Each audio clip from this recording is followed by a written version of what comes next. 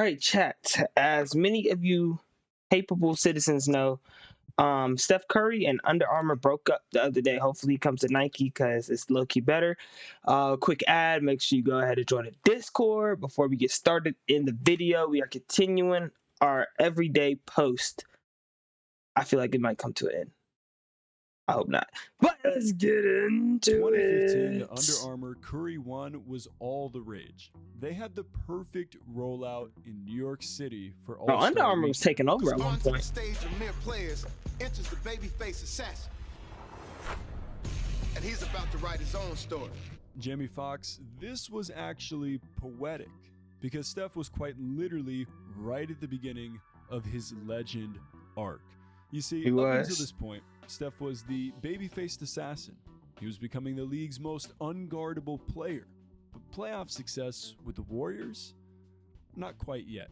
Golden State had only one first-round playoff victory under their belts, a 2013 opening round upset against the 3-seed Nuggets. In 2014, they got knocked out in the first round by the Clippers, and it felt like a step backwards. But 2015 would prove to be a different story. These Warriors weren't going to wait their turn to become champions much longer, and their rise coincided with the rise of Steph Curry. Bro, if y'all don't know, I was actually a mad Warriors fan at this time. I'm not anymore. I'm a Mavericks fan, of course, but I used to love the Warriors. On and off the court. Under Armour's footwear I still am a Curry fan, though. I got his jersey still. By 2016, analysts were projecting Curry would overtake LeBron James as the active player with the best-selling signature sneaker in America. Ow. People were ditching their Nikes for a brand once known for football undershirts. A brand that was being redefined by a guy who was changing the game of basketball in his own right. Fast forward 10 years later, and Steph is rocking Nike Kobe 6s in warm-ups. Yeah, that's kind of crazy. It looks so weird seeing Curry like that. Is done, seemingly out of nowhere, just like that. And that naturally begs the question, what went wrong? And now that Steph's departure puts the nail in the coffin of Under Armour's basketball department, will Curry continue to elevate his brand with another sneaker company, or do you think he'll remain independent? Hold on, guys. Let's put my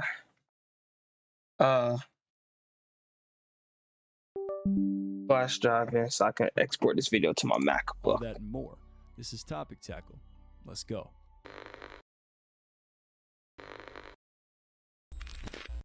All right, let's pause for a quick shout out to shit. You'll get all right. Before over the cop those UA Curry sneakers. I'm getting good at this. So make sure you use Rakuten before they become collectibles. And heck, you think, but admit their larger umbrella the game for good. And it was such a big deal at the time that I made a video on it that'll be linked in the description. Wow. From almost leaving Under Armour to Curry brand, how Steph Curry got his own brand like Jordan. In 2023, Under Armour and Curry announced a new long-term deal that not only made Steph the president of Curry brand, but also included stock and other performance-based awards and incentives that had the potential of making this a lifetime deal. Wow. But despite all the deals that were done, sales were low, and while I didn't want this to be the outcome, I should have seen it coming. Nick Engvall is an OG in the footwear industry when it comes to writing and consulting. 20 plus years of experience with the biggest brands in the industry. You name a brand, he's probably contributed to them.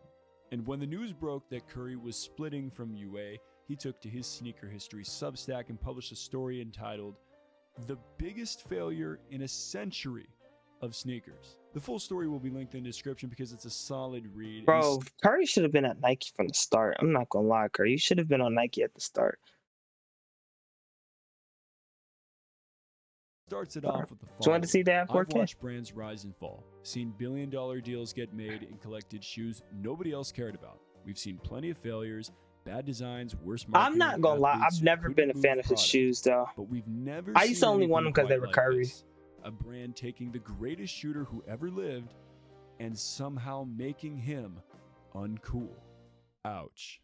And while there are financial reasons why this didn't work that we'll get into, the main reason why financial problems even begun with the Curry line can be summed up in a sentence. UA never understood how to market to basketball sneaker culture. Here's a fact. Under Armour is a Who are these guys he keeps showing? They look like football quality players. brand with quality products. I'm wearing the quarter zip right now for a reason, people. And I've probably had this quarter zip for, I don't know, like over 10 years. It's practically in the same condition as it was when I bought it. You can go to your local UA outlet store and buy 2 workout shirts for the price of 1. Black Friday is coming up, and chances are you can still be working out in those same shirts a decade from now. Product quality. Yo, stop the ads. It's been more ad than explaining. Has never been the problem at Under Armour.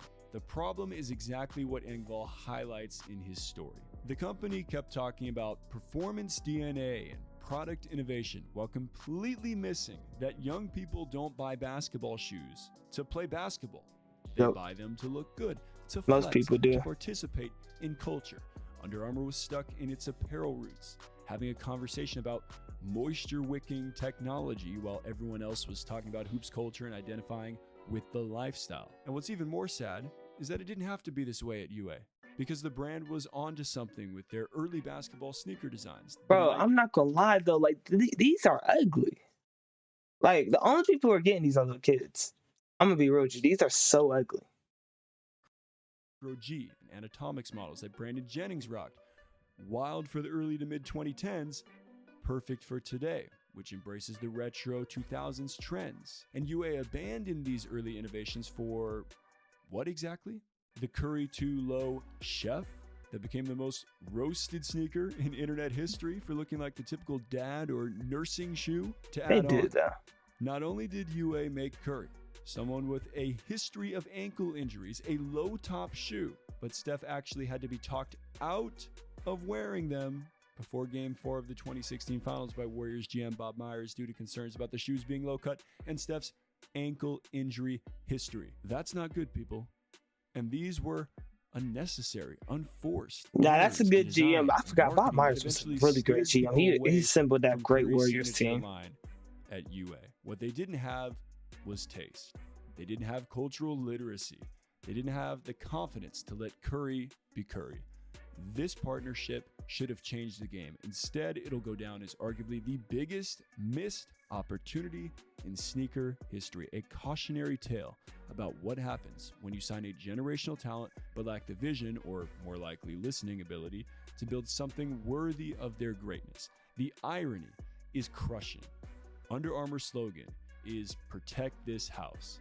They had Steph Curry, the perfect foundation for an empire, and they couldn't even protect him. Bro, you gotta like put all your resources into Steph Curry. It's a shame because low key, sometimes you can honestly make a great case for him being top 5. I honestly, Curry might be top 5 for him. I'm not gonna lie. Change with him.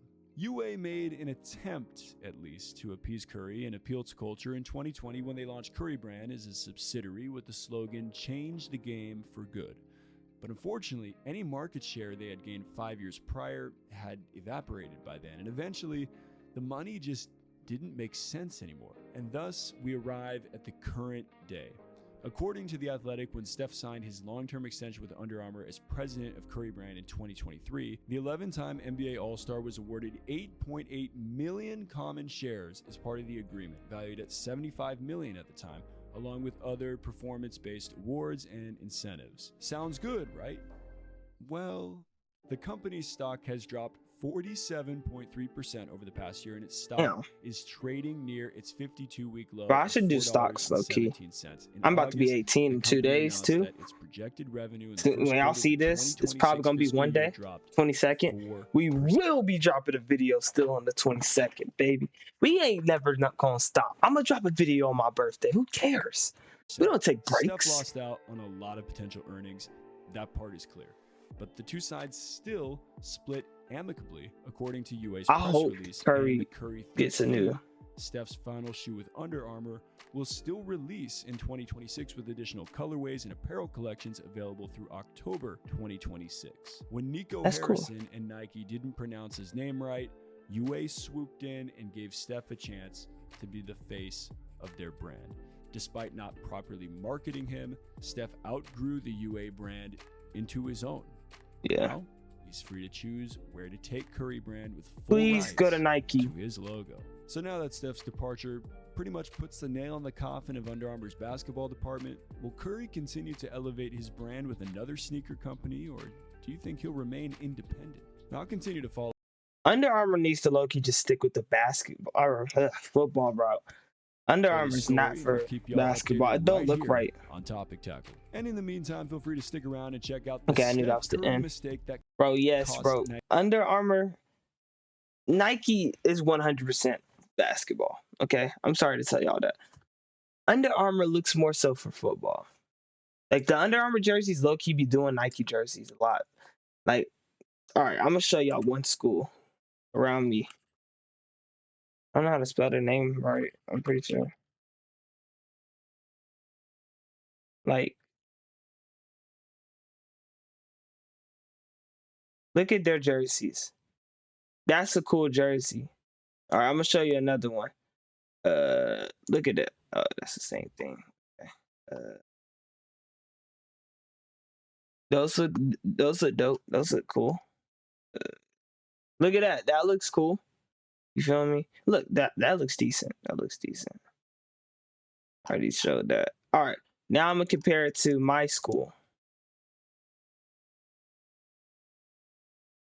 Don't worry why I searched that. That was for my friend.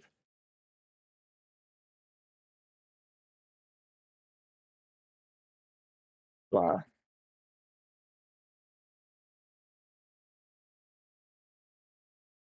Y'all see these jerseys? Now, if y'all want to know where I'm at, that's me. But y'all see these jerseys? Look how ugly they look. Now, look, they don't have that outline no more. Like, look at this. Oh, yeah, we do got that. It just looks a little different. Like, that looks ugly. Like, Under Armour low-key. This is our old jerseys. Under Armour got it. They got football. Like, their jerseys are very creative. Watch this. Hold up.